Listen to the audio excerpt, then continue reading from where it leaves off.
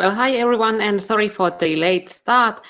This is our very first test broadcast with our new equipment. As you can see, we have a new microphone and other stuff relating to it, and we are testing them in this live. So please give feedback on how the sound quality is. Is the volume okay, and things like that. And we have two subjects for tonight. And first of them is the case of asylum seekers breaking stuff worth 52,000 euros in an asylum seeker housing center in Tampere. And now the city is going to have to pay, or they are demanded to pay, the damages to the owners of the estate.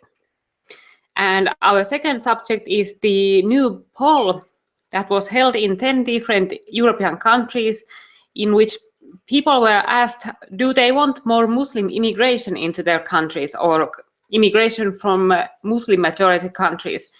And Europe said no. So it's as simple as that. So those are tonight's subjects, and we'll be starting with this asylum seeker housing center case. So in Tampere, the owners of Pirkanmaan Suojakoti Association is asking from the city of Tampere 52,000 euros in damages for the destruction caused by asylum seekers in the emergency housing center they had in this building. And of course, the government always pays for all of this. Private owners can create these housing centers, but their money comes from the government. And this is big business. It's good business to start a housing center, because in the most expensive housing centers, these organizers get over 200 euros per migrant per night. So it's more expensive than housing them in a decent hotel. Like I've stayed in a 4-star hotel for like 80 euros. And these people can cost up to 200 euros a night. So in this, could you open the tab there? The damages that were caused were that toilet seat covers had been broken. Water had been run from the tap so that there was expansive water damage. The water had even gotten to the downstairs apartment. So these people had run the taps like crazy, and that's actually something that has happened often. Like I've heard from a person who worked in an asylum seeker housing center that these people had broken the sinks, because they weren't used to having sinks under the tap, and they wanted to get water into buckets. Like they somehow didn't realize that there would be water all the time, that you can just go to the bathroom and there will be water from the tap. So they broke the sinks so that they could fit buckets under the taps. And of course, it caused a lot of damage, and water damage seems to be one of the most common things these people cause, because they aren't used to our toilets and our taps. Yeah, and of course, if the thing is that our officials claim that they are very highly educated, or if they are not educated, our officials tell that they are helping and showing the ways. But in this case, there was a small misunderstanding. And there was expansive water damage to the floor. There were damages in the walls, like such deep scratching marks that they had to be filled in before the walls could be painted. There were fist-sized holes in the doors of the room, and the ceilings had to be replaced. And even in the hallway ceiling, there was such a big dent that they had to fix the ceiling from there too. Furniture had been smeared and broken. And in the kitchen, they had this kitchen that was for everyone to use. Food had been burned to the stove so that it wasn't in any way possible to repair the stove. Also, they had broken the dishwasher from the kitchen. All of the carpets, paintings, and most of the dishes, like forks and spoons and plates, had been stolen. And there were nearby terraced houses in which these people were housed too. And over there also they had to replace all the stoves because these people had cooked food directly on the stove. They had been given frying pans and things like that, but apparently they had just put food straight on the stove and tried to cook it there, and of course it just burns to the stove. But what's with that scratching walls? What do you think happened there? I don't know. And, maybe they attacked the walls or something. And why the carved their names over there? Bring back the paintings. And let's see. Floors had been damaged in this terraced house where the migrants were housed, and doors had been kicked, broken. And now this estate owner is demanding the city pays for the damages. And I assume they are going to pay. But one worker of this of an asylum seeker housing center claims that the entire demand for damages is just a con job, that the damages were there before the migrants were placed there. And this man who had worked in the housing center, Raina Kallio, says that he hasn't heard anything like that, meaning the damages being caused. But I know that there were water damages in the building even before the housing center activity started. He said that most of the couches had been given there as donations, and that it's clear that fabrics will get soiled or dirty when there are lots of children in the area. And he says that when the asylum seeker housing center activity stopped, they left the estate in a pretty decent condition, considering how many people had lived there. And he says that, of course, there were signs of living, but nothing like what is said in the demand for damages. Well, this guy is full of bullshit. It's obvious. He says that, yeah, of course, there's. If you live in a house, of course, there's traces of living, but.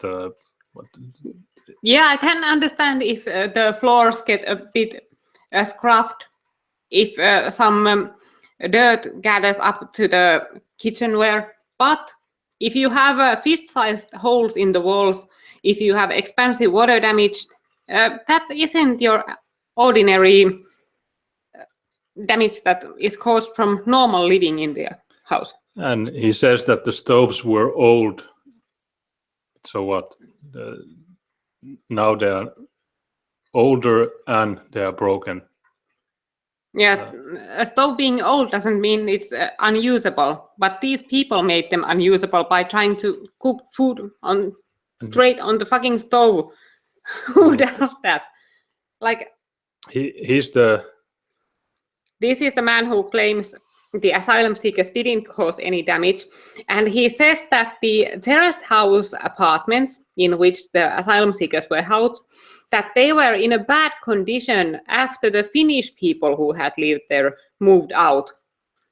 But I don't believe that, because if this sort of damage had been in the building, would they have housed the migrants there? Would the government have approved, or the city, would they have approved that as a decent habitation for migrants? Of course not. They would have said, okay, fix these problems, then we see if you'll get the contract. So I don't believe that there's been that kind of a damage when they started with the business.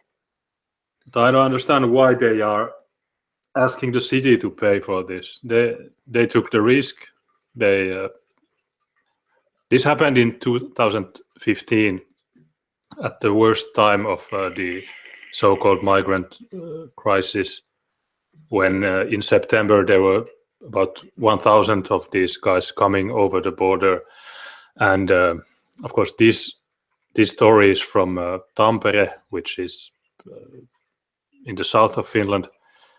But in our city here, we had also these emergency centers, and our city was very eager to give these buildings for the migrants. Of course they are, because it's a no-risk business. Because if you house your ordinary tenants in your buildings, if they cause damage or if they don't pay their rent, that's at your expense. You're not going to get that money from anywhere unless you have a very well-covering insurance. But if you house migrants, first of all, you are guaranteed to get the rent. You are guaranteed to get everything, all the money needed, because it comes from the taxpayer money. So there's no problems with rent paying. And if they cause damage, you can just do this. Like with a normal tenant, you wouldn't be able to ask for the city to repay you. But with these people, you can do anything. So this is why this is such a good business, this refugee business. It's a no-risk business. You'll make money no matter what. So of course, people are eager to get into this. Yeah, if I had been in charge, I would have not allowed this in our city to happen. And now that their applications have been processed, there's about 1,000 that will be housed in our city.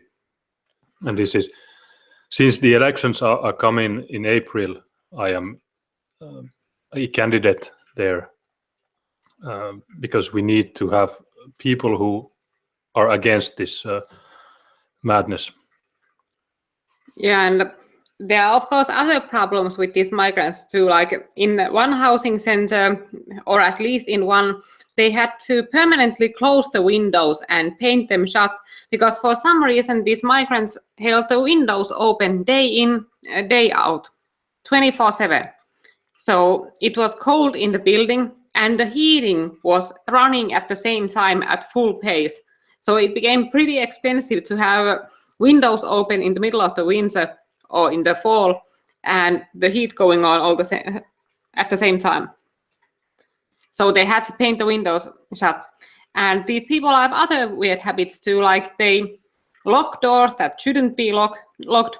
And if there are doors that should be kept locked, meaning fire doors that are supposed to prevent fire from spreading or smoke from spreading in the building in case of a fire, these people can block them so that they are completely open all the time. And wasn't it in the one migrant center burning case in which the one migrant got sick of the sad curtains in his room? Yes, actually that happened in the same, well, there have been many fires in these centers, and well, anyway, in this case, this one migrant had started a fire in the asylum seeker housing center, and he said that the reason was that he had depressing curtains in his room. And the fire got to spread and the smoke caused a lot of damage because these people had jammed the doors open, the fire doors that were supposed to be shut all the time and keep the smoke and fire from spreading. So these people have no idea how to live here, and still we are being told that, yeah, they will integrate. They will integrate immediately when they stop breaking sinks, taking water into buckets, and jamming doors and windows open, and yeah, there's nothing. Stealing the paintings from the hall. Yeah, bring back the paintings. And the carpets too. Yeah. Like they had stolen the carpets too. Like, well, what the fuck were they going to do with them? I don't know, maybe they have sold them, but there's nothing surprising with this behavior. We, as racists, we know how it goes, but the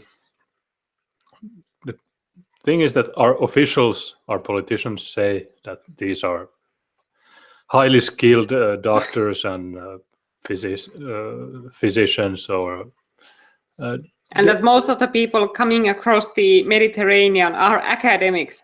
Yeah, they are. And they don't know how to use a water tap. Yeah. So and there was actually this poll that was made in the Finnish asylum housing centers, in which they tried to find out how educated these people are. And then the media got these wonderful headlines that only 7% of these migrants are completely uneducated. And they had these wonderful numbers about how many of them have university degrees, how many of them have high school degrees. But when you looked at the entire report, you found out that the way they had to make that poll was that first they had tried to ask questions. Okay, what did you do for work when you lived in your home country? But that proved out to be too difficult. The migrants didn't understand the questions. So they had this paper in which they had these childlike drawings, like how they are in hospital science or something, of a doctor, of a carpenter, things like that. These very childlike drawings. And the migrants had to point out what job they had been doing. And in that poll, 75% of the migrants were unable to fill that form without help in their own language. So they can't even fill a form in their own language without people helping them. And we are supposed to believe that these people are highly educated. yeah, everything our politicians say is bullshit. And that you basically have to use sign language with them. Like you have to go completely Neanderthal with them. You can't just ask them, okay, what is your career? Like, where did you work when you were in Iraq? You have to draw pictures for them. Okay, show which of these pictures is you. Is it with the one with the hammer or the one with the medical kit? Yeah, they also claim that there's lots of women and children, but in Finland the reality is that there's 81% or 83% were men that year. There was one of the first comments was that will we be speaking about the Swedish policeman? But Tina made a video yesterday on that subject. You can find it on this. Yeah, I already have a video about that, so you can look it up from my channel. Yeah. But anyway, a bullshit case. But do we have anything more about this subject?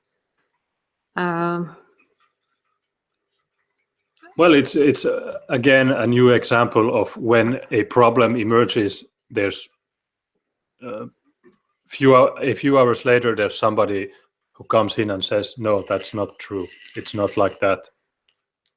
And now the people who are the SJWs or the anti-racists will use this new version of the news. If somebody brings up this problem, the SJWs will use the new version to contradict the racist, and that's a very used method in Finland. And there was this new poll that had been made in 10 different European countries. And in that poll, they asked if people want more immigration from Muslim majority countries. And the answers were overwhelmingly negative. Around 55% of the people who answered said no, they don't want any more immigration from Muslim countries. Only 20% said yes, and 25% were unsure. So the opinion is clear. There's a 55% against 20%. And still the immigration continues. And that's how the situation, of course, has been all the time. And now it's funny to follow how the mainstream media and how the left-wingers are trying to twist this, how they are going to explain these results away and make them more positive for their own agenda. Yeah, this was a poll done in 10 European countries.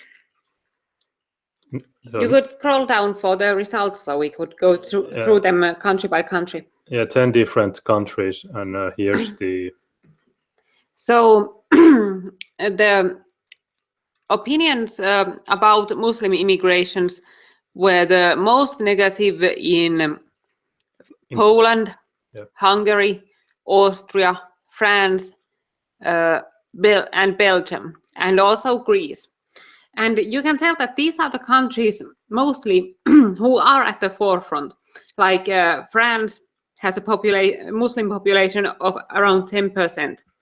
And Greece, it has seen the worst of the migrant crisis, because that's often the first place they arrive to. And the Belgium, same thing over there. There have been terrorist attacks. There are migrant ghettos or Muslim ghettos, like the area of Molenbeek in Brussels. So these are the people who have seen the results. And this is so in sync with what we already know about people's attitudes. Like the anti-racists, they have this so-called facing theory that people who are racist or prejudiced, that they just haven't met real different people. So that's why they are prejudiced. But if they got to meet other people, different people, they wouldn't be prejudiced anymore. But the truth, of course, is completely opposite to that. Because if you look at, for example, polls on the most racist countries in the world, the most racist countries are in Africa, Middle East, and in India. So people who live in very multicultural societies are the most racist. And people who live in the most homogeneous countries, like in Finland or Iceland, those are the least racist people. So the facing theory works in a completely opposite way. The more you meet different people, the more racist you become, and the more against multiculturalism you are. And of course, over here in Finland, if you live, for example, in the north or in the countryside, where there aren't a lot of immigrants, it's easy to be pro-immigration because you don't have to face those people. You don't have to see what they do. But if you live in, say, a poor neighborhood in a bigger city, and these Somalis are your neighbors, and these Iraqis, they are making noise, they are throwing their trash around the yard and around the staircases, and they are causing all sorts of problems, of course you become more anti-immigration because you see what these people do. And that's exactly what we see in this poll. And there had been one poll before this. It was in 2003. And it showed pretty similar results when you look at the order of countries which are most against Muslim immigration. But the attitude weren't that tough yet. It was much more positive. But now that people have seen what the Muslim immigration does, they have become more negative. So yet again, we can prove that the facing theory is completely wrong. You don't get less racist by meeting different people. You become more racist. Yeah, but in Poland, there has not been so many.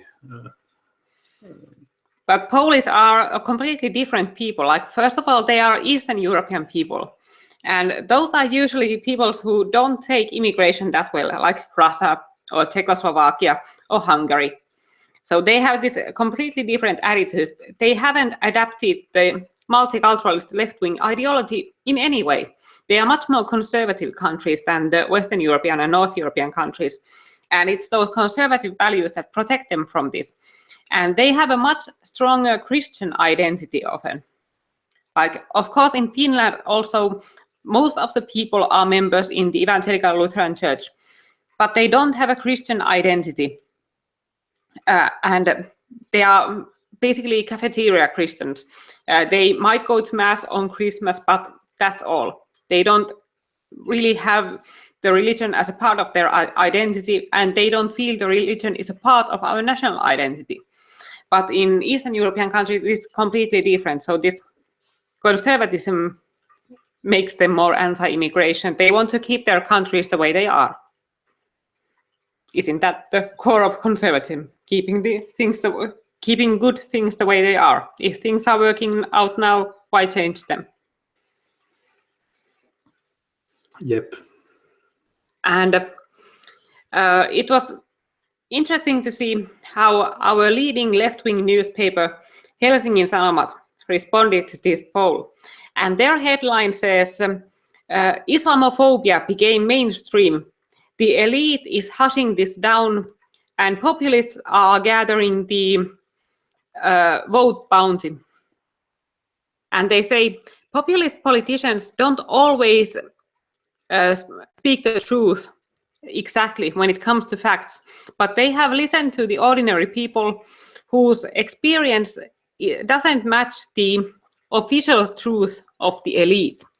And this article was interesting because it was just so condescending towards ordinary people. Like there were especially a few interesting chapters. Like they say that the speed of this attitude change is shocking when you compare the poll results to the growth of Muslim population in Europe. In 1990, the average Muslim population in the EU countries was 4%, when in 2010 it was 6%. 6 is more than 4, but you cannot talk about the Muslim invasion in any reasonable sense. And this in its part reminds us how huge and long-term shock this 1 million person asylum seeker arrival to Europe in 2015 was. So they said, okay, 6 is more than 4. So now we have 6%, then we had 4. So it has grown 50% in that time. And of course, the growth, it isn't linear. It hasn't happened like gradually. And it's exponential. These people, they breed like crazy. So the growth keeps getting faster all the time. And that's also what you have to take in account. If it grew 50% in that time period, in the next 20 years, it'll grow 100%. And that's how it goes. Yeah, and furthermore, there's one small problem there. In 1990, there were 12 EU countries, and now there are 27. So the percentage is, since we have lots of new Eastern European countries in the EU which have almost zero Muslims, this means that there are the growth is even higher than this, what they try to claim. And there was not 1 million of asylum seekers in Europe. In Germany alone, there came 1 million. So and they talk about the registered asylum seekers. Yeah. There were loads of them who didn't register anywhere. So the registered number only shows the people who really did register at some countries. It doesn't show the amount of illegal immigrants. And of course, we have a lot of those in Finland too. Like we just had a story in one of our other big newspapers in which they interviewed some Iraqi asylum seekers who were clearly just asylum tourists. Like they had no real reason to be here. They lied through their teeth to get some sub story out there. And they said it straight. Even if they don't get an asylum over here, they aren't going to leave. And because Finland doesn't have this deportation contract with Iraq, it's difficult to have forced deportations. It's easy to deport those who are willing to leave. But if someone resists, it gets much more difficult. So these guys, they just say, okay, even if I don't get to stay here legally, I will stay here illegally then. And this just shows how little respect these people have for us. The very first thing they do is to breach our sovereignty and our borders by coming here illegally. They don't have respect for our self-determination and our borders. And then they come over here, and even if they don't get asylum, they still stay here. They have absolutely no respect for our laws. So it's ridiculous that people would assume that these people would become good citizens if their relationship with our country starts with them breaking the law and showing absolute disrespect for our laws. It's not going to go better from that on. And about terrorism, this same left-wing newspaper's article said that There have been too many terror attacks by Islamists in Europe, but in a long-term research, this continent isn't a target for a tsunami of terror. In Germany, 22 people died last year in terror attacks. So they say, okay, if you look at the long-term situation, it's not that bad. Also, if you look at the 70s, when we had the communist terrorists and when we had IRA, when we had inner turmoil. But even if you look at the long-term situation, it still shows that we are having a peak in terrorism. Even if you compare it to the years of the worst IRA turmoil, even if you compare it to the years of, say, the Red Army Front, we are still having a peak. For example, in 1990, there were 276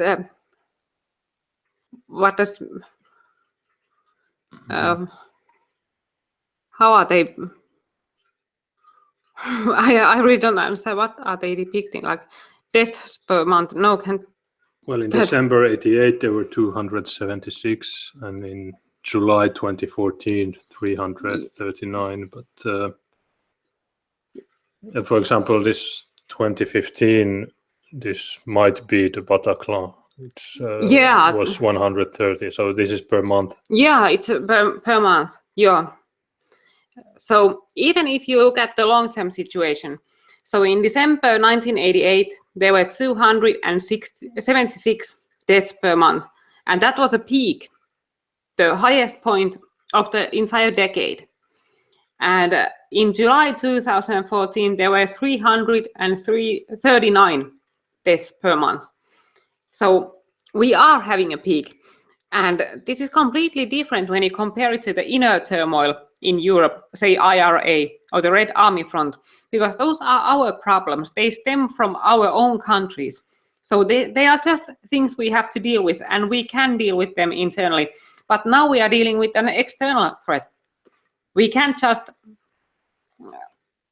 shut out internal turmoil. But this is an easier problem to solve when it comes from the outside. We can just plug it there. We can just not let these people in. That's something we can't do or weren't able to do with IRA terrorists or the Red Army Front. Yeah, and they say in this article they say that in Germany only 22 people died last year in a terrorist attack. And only 22. How about if you were one of those 22 people? Would you like to be one of those people? That's something I would ask these reporters. What if you were one of those 22 people? What if your wife or husband was one of those 22 people? Like these left-wingers, they're complete psychopaths. They have no empathy. So they like to deal with these victims of terrorism and, for example, foreigners rape victims in just plain numbers. They don't want to think about the people behind the numbers. So they can stay completely unempathetic and rationalize these issues for themselves in a way that fits their ideology. Yeah, and how many died in Hungary or Poland or Estonia? And it's not only about terrorism. There are also other factors or nuisances caused by migrants. They are changing our society. So it's not only terrorism, but they like to, for example, for some reason, these journalists only focus on some subjects. And listen to this condescending bit. Like they say, populist politicians don't always speak exactly according to the facts, but the feeling is that they tell a great and silenced truth, and that's basically how it goes. So this guy is basically saying that the populist politicians are liars and that their supporters are just these dumb, ignorant people who base their own ideas or ideologies or political opinions purely on feeling. that they get the feeling that, okay, this might be true, and they don't check the facts. So this is how they feel about right-wingers. They have no understanding for how a right-wing mind works. They just think right-wingers are dumb. And that's why they will never get it. That's why they were so surprised of Trump's win. That's why they were so surprised of the Brexit vote going through. Because they don't understand how ordinary people think. They just think everybody who supports a right-winger is dumb. And that's that. They just don't understand lives and the thinking and the problems of ordinary people. They are completely detached from reality. And then they say the native population might have felt a sense of inferiority about not having the sense to take these issues with the coolness of statistical facts and academic research, or in any other way take them in a refined cosmopolitan way.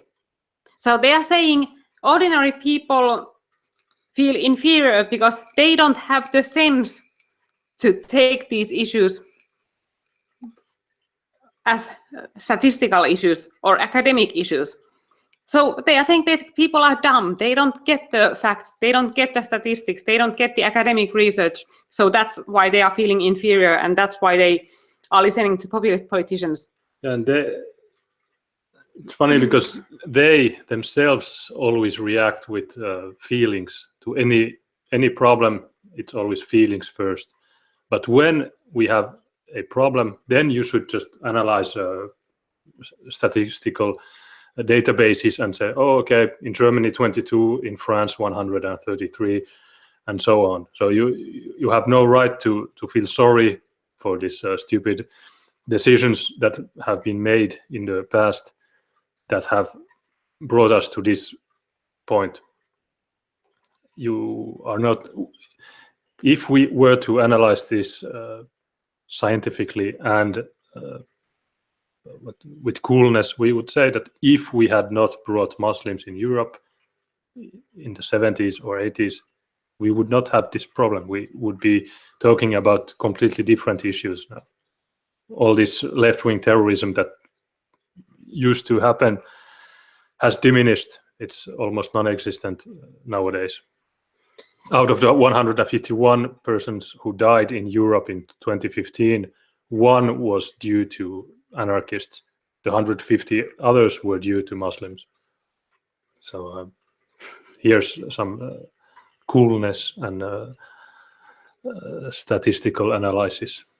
And for my Finnish blog, I have been doing regular countings of the terrorist attacks that have been going on. And I have been going through the lists of terrorist attacks monthly and counting how many of those were by Muslim assailants. And for last year, the average was something like 96%. 96% of the terrorism in the world is committed by Muslims. And Muslims make up a bit over 20% of the world population. So there is a bit of an overrepresentation in there. And still people like to claim that there's no connection between Islam and terrorism. But if there is no connection, why the huge overrepresentation? Like imagine, without the Muslims, there would be 96% less terrorism in the world. Thousands and thousands of people every year wouldn't get killed. They are blowing up because of Donald Trump's executive order. And that's something we actually talked about in our Finnish podcast, that they have this shitty argument that if you close the borders, if you don't take these people in, they start radicalizing and then they will kill you. So that's basically like a person standing behind your door and shouting you, let me in or I will kill you. How tempting does that sound? Like, would you like to take that person in? Do you think he would be a well-behaving guest? Most likely not. So why would we let these people blackmail us? Because that's what it is. It's blackmailing. Okay, let us in or we will kill you. It's pure blackmailing. And if these people are so crazy that they react to sovereign countries keeping their borders closed by going crazy and starting to murder innocent people, those people are much too unbalanced to live in our societies. We shouldn't take them in. And it's the same thing as it is with Islamophobia. Like, people keep saying that if we have a backlash against Muslims because of terrorist attacks, it will cause more terrorism. More people will become radicalized because these Muslims, they feel displaced in our society if there's hate speech and if people call them ugly names or speak about Islam and Muslim in a generalizing way. But think about that for a moment. If you have people in your country who are so unbalanced and crazy that if they read mean things about themselves or their religion online, they will start murdering innocent. They will start committing mass murder. Why would you want people like that in your country? Like, why would you want such unbalanced crazies in your country? Those aren't good arguments for immigration. Those are the shittiest arguments ever. That's basically saying that, okay, these people are so insane that it's better to just bow down to them and let them in, because otherwise they will kill you. And remember to be nice to them. Never look at them in a bad way. Never write anything negative about them or their religion, so they won't start blowing up. Well, they must be using that argument because they, for some reason, they have noticed that it works for their voters, I guess. But, and they'll be using it until it stops working. And when politicians have these stupid arguments, there's rarely any other politician who comes and tells that this is bullshit and explains it properly why it is a very stupid argument. We have in Finland tons of these idiots in politics, but we have maybe 5 normal guys who can counter them, and in a smart way, because okay, anybody can just say, yeah, that's bullshit, but rare are the people who can say what is wrong with the argument. So yeah, we wanted to keep this this broadcast short. So maybe we could take a couple of these anti-racist comments and we can keep this under an hour. Yes.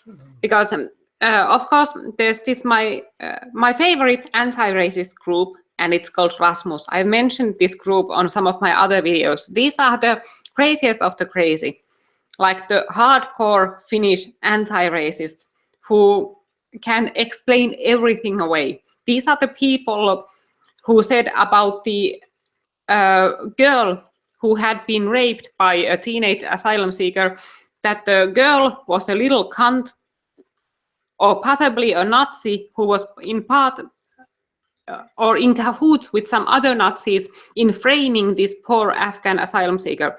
So this asylum seeker raped a 14-year-old Christian girl after he had stayed in the country for only 8 days. And the anti-racist reaction was that the girl is a little cunt, she must have been somehow conniving, or that this was some sort of a Nazi conspiracy, that Nazis lured this poor asylum seeker to have sex with the girl and later accused him of rape. So these people, they are absolutely insane. They live in a world of their own. And that's why I enjoy reading their stuff so much, because they are so crazy that it's very entertaining. And it's also like a window to their world. You can understand how they reason things when you look at them like this. Yes, I'll be. And they are talking also about this poll on Muslim immigration. And a woman named Helena Solin starts, and she asks, why aren't they asking, should we stop the refugee system, or should we stop wars in Muslim countries? And is 55% a clear yes? Well, it is a pretty clear yes when there's only 20% who say no or want more Muslim immigration. And she asks, what experience do the Polish base their anti-Islam attitudes on?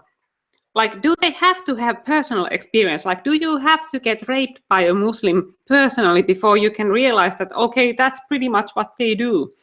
I don't think so. Like, I can look at Sweden, like how bad the situation is over there, and I can say, okay, I don't want that over here. I don't have to have personal experience to realize that I don't want these problems here. Of course, we now have the personal experience of it because the problem is already starting, but there's still things we can do to stop this, so why not work against this? And let's see what they say.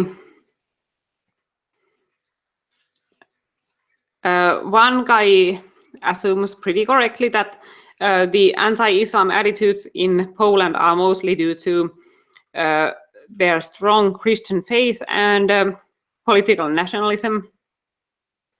And they say that the ironic part of this is that anti-Polish attitude rose on the British Islands like crazy after the Brexit vote. And this is the mistake these people make in their reasoning all the time.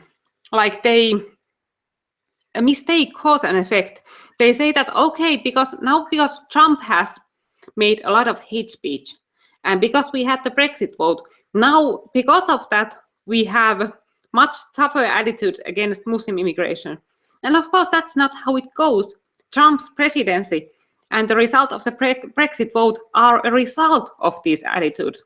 We had these attitudes before, and they are showing in these votes. Well, this group is for retards only. There's so stupid idiots here. And of course, these people start questioning this poll and its legitimacy. One woman, Sonia Laajala, says, most of Polish people don't think like that. I think that questionnaire has been given to people of a certain area, so I don't believe that. And they say that 1,000-person take per country isn't enough, even though it's usually considered well enough in a big study like this. But this is how they always react. If they are met with statistics or any other facts they don't like, they immediately just try to dispute them with out of their own feeling. Like, I don't believe that. That doesn't sound credible. And I've even seen these people link a negative news article, such as Turkey makes child marriages legal. And then they clearly ask to each other, okay, could someone tell me how I could discredit this news site because I don't like this story? I once saw one member of this group ask, okay, how can I discredit this magazine because I don't like this story? And in the end, even they had to admit that, okay, it's true. In another case, in the town of Forsa, from which I have made the video about the asylum seekers causing trouble, in there, asylum seekers had hit a Finnish guy, a teenage boy, to the mouth with a metal bar. And he had damage to his lip and teeth. And his mom took a photo of his mouth and posted it on Facebook. And this group started claiming that the photo isn't real, that it's taken with Google search, and that it's really depicting some sort of a damage coming from a tongue piercing or a lip piercing. And I really had to wonder, why are these people thinking so? Because it was so clear that the photo was real. And then I tried reverse Google searching the image. And what Google thought the image was piercing. It offered piercing-related images. So these guys had thought that, okay, it must be a piercing because even though we can't find this specific photo on Google, Google still offers us piercing photos. So the woman had to post other photos too to prove that, okay, this is real. This is my son before these people started believing her. So these people, they dispute everything. And just a couple of days ago, one member in here asked, isn't it suspicious that every time there's a terrorist attack, the assailant is being heard to shout Allahu Akbar? Like, do people have some sort of a supernatural hearing or something, or why do they always hear that? So she was seriously questioning whether these Islamic terrorists, these jihadis, shout Allahu Akbar. She thought it must have been some sort of a conspiracy, that they don't really shout that, but people just claim it. And like, these people, they are just crazy. And that's why it's so entertaining to read what they say about stuff. Because this is really a window to some sort of an other plane of reality. And they say, I don't think this is about being anti-Islam or anti-Muslim. Many people can see that terrorists can come with normal immigrants and with normal refugees. I guess that's why people want to limit it. So now they are even saying, okay, they aren't against Muslims, these people. It just seems as if people are against Muslims, but what they really are against is terrorists. But if that was the case, people wouldn't have answered yes when they were asked, do you want to stop immigration from these countries? They would have said, yes, I want to stop terrorism from coming to these countries. But these people, they are talking about Muslims and they know it. But these guys, they have to, these anti-racists, they have to try to whitewash it. Okay, maybe these people didn't really mean Muslims when they said that they don't want Muslims in their countries. And they say, you can ask just anything. I think the most important question in a poll like that would be this. If you had the chance to save some child's, mother's or father's life, would you do it? So they don't want neutral questions that give a neutral position the answerer can start with. They want emotional appealing, because that's all these people have. And I always get suspicious when people start appealing to emotion, because that's manipulation. And it's a sign of a really bad argument, because only those people who can't win you over with any sort of a rational argument use emotional appeal.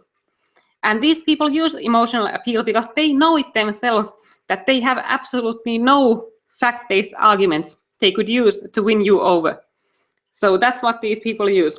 And just the same, you could ask a question, okay, would you prevent migrant rape if you could? Everybody would say yes. So what? It wouldn't say anything about people's attitude toward immigration. Of course, everybody wants to save lives. Of course, everybody's against rape. But these sort of neutral questions are the ones that really depict people's true attitudes. And let's see. Why not just have a referendum on whether we should stop all wars?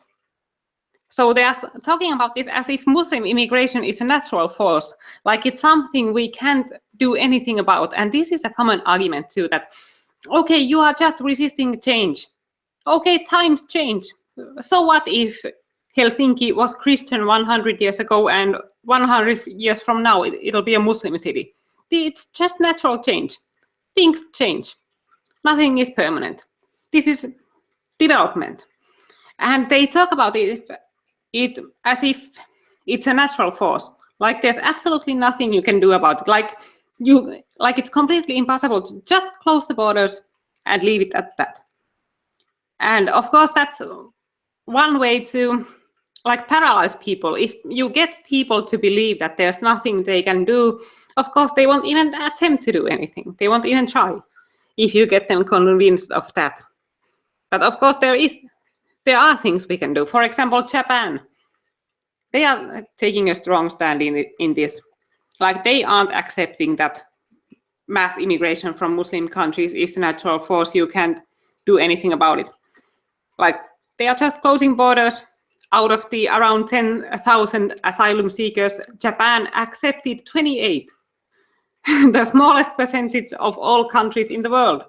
So they are taking a clear stand. They don't want this in, and they don't take this as some natural force.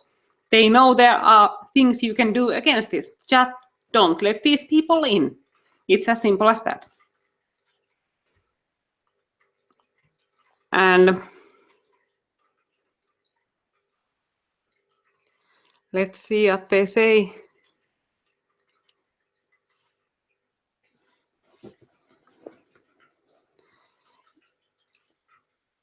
Now these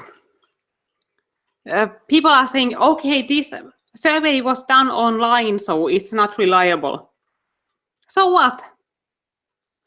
Even if it was made online, so what? If they did decent checking on people, they chose a realistic demographic group for the 1,000 people. So what if they did it online? Yeah, it's not. It doesn't matter. It wasn't open to everybody. The people who answered were selected.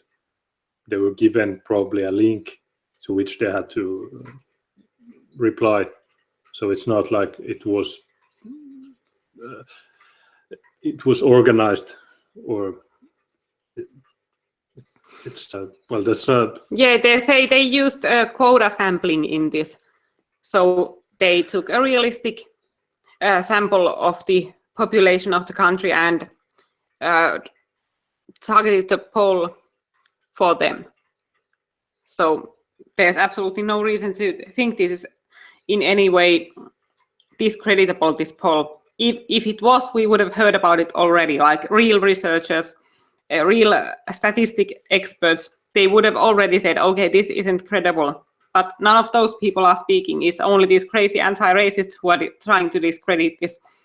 So I think this is pretty much correct, this survey. But I don't know, we could, if there is any questions from the listeners, we could take a couple of them to the end. And let's see if there's anything in the comment section.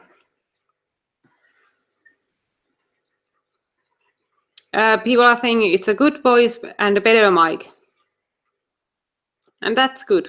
Like, this is our first time of trying out this mic, so it's nice that it's working. Yes, and that's of course something I was supposed to say about that. I was in an interview at the Infowars channel, which on YouTube is under the name Alex Jones channel. So you can see my interview from there. I did it with Margaret J. Howell, and Margaret was really nice and sweet, and we talked about immigration in Finland. So go to the Alex Jones channel and see my interview from there. And do you think the European Union model would have worked if we hadn't had the global economic collapse or the mass immigration? Were you two originally happy to be part of the EU? No, I really hadn't been that pro-EU at any point. And I don't think the EU would have worked anyway, because it's built to be undemocratic. Like, the EU Commission is formed of unelected officials, and they hold most of the power. The parliament doesn't even have the power to create their own bills. They can only vote on them. So it's completely undemocratic, the system. And these big unions, they always have the habit of growing more and more like dictatorships by the minute. Because once these people get power, they start wanting more of it. And because it's in the interest of the economic market, or of the financial world, that Europe would be as, how would you say it, tightly knit as possible, that it would be as borderless and as homogeneous as possible. So that's the direction it'll naturally start growing towards. So if you unite countries like this, they will start becoming more homogeneous, and the government of the union will become more authoritarian by the minute. So I don't think EU would have worked. Like, it could work if it was democratic, if there was no EU Commission, and if it was really a union of sovereign states, that it wasn't this union trying to be a United States of Europe, but really a union of independent countries. More like the Soviet Union of states in Europe. Yeah, well, that's exactly what it's going for. So I think the European Union is built in the wrong way. I don't think it can be fixed. I think it needs to be dismantled completely and then built again into a real union of independent countries that doesn't meddle with the business of these member countries. Like now, EU has way too much power over all the member countries. They can basically tell us what sort of laws we can pass, what sort of taxes we can have, or what sort of taxes we must have. They can have their say in our imports, exports, everything. So it's completely the wrong way to build a working democratic union. So no, I don't think Europe has any hope, or EU has any hope.